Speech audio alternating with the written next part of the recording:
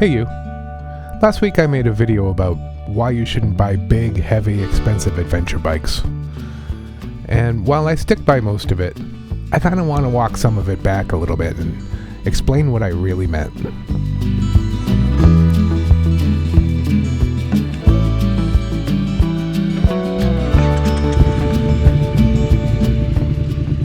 Like you, I love just about every motorcycle I've ever seen. There is one that doesn't exactly tickle my fancy, as it were.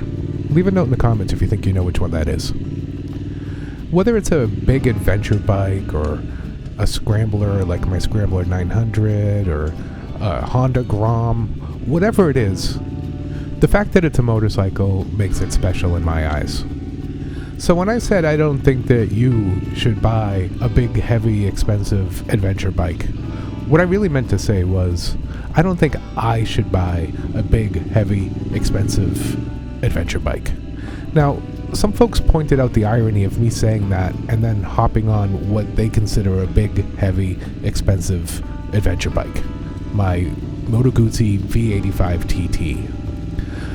I gotta be honest, I don't think that the V85 is a big adventure bike by any stretch of the imagination. I'm not even sure I consider it an adventure bike, even though it is the V85 TT adventure model. Whatever. I get that the V85 TT is pushing over 500 pounds, and that does put it into a certain category, of course, but it just kind of holds its weight differently, or something. There's a big difference between the V85 and the Triumph Tiger 900 Rally Pro that I traded in to get the V85. And I think in the end, what I was really trying to say was, I just didn't like the Tiger. That's really what it comes down to, and I lumped the Tiger into a category with all big ADV bikes. Hell, it's not even a big ADV bike, it's a mid-size ADV bike. I heard from a lot of you on big GS's and stuff like that say, you know, the bike fits me like a glove and it gets me everywhere I want to go and it gets me there in comfort. And I can't argue with that.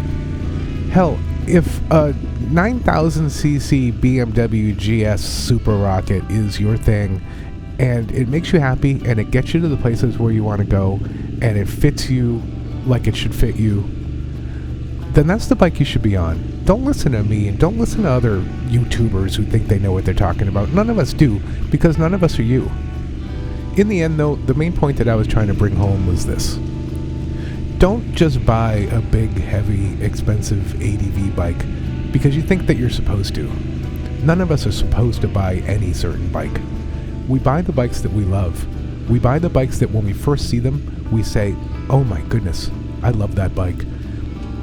Someone pointed out in the comments as well that the perfect bike for you is the type of bike that when you park it, you get off of it, you walk a few steps, you turn around and you look at it. You admire it.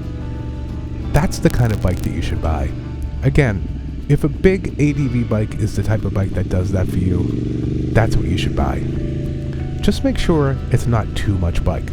Make sure that whatever bike you buy doesn't detract from your riding experience just because it's the popular bike and it's the one you thought you should buy, or the one that your friends have, or the ones that you see on TV and on YouTube. Screw that. You may have noticed that this video was shot in the same exact place as I shot the last video. That's sort of on purpose. Well, it's also because I just absolutely love it down here. But I came back here because I wanted to ride the Scrambler on these roads and not be influenced by the shiny new bike I just bought. Just so I could be honest with myself and be honest with you. And the real honest truth here is, for a moment, I thought I made a huge mistake. I traded what could have been the absolute perfect bike, the Triumph Tiger 900 Rally Pro, for something that, let's face it, isn't as much bike.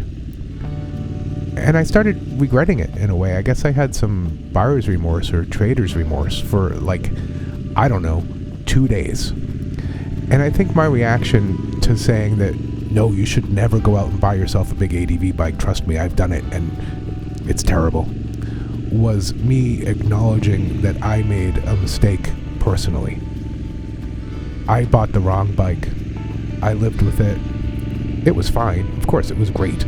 But it wasn't for me.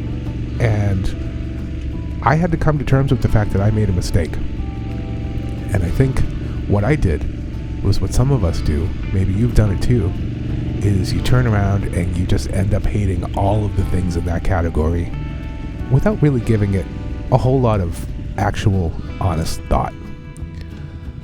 So, I rode this road, I gave it some actual honest thought, and I'll just be upfront and say, I wasn't completely right. I wasn't completely wrong. Big ADV bikes right now in my life aren't for me. But if they're for you, rock and roll.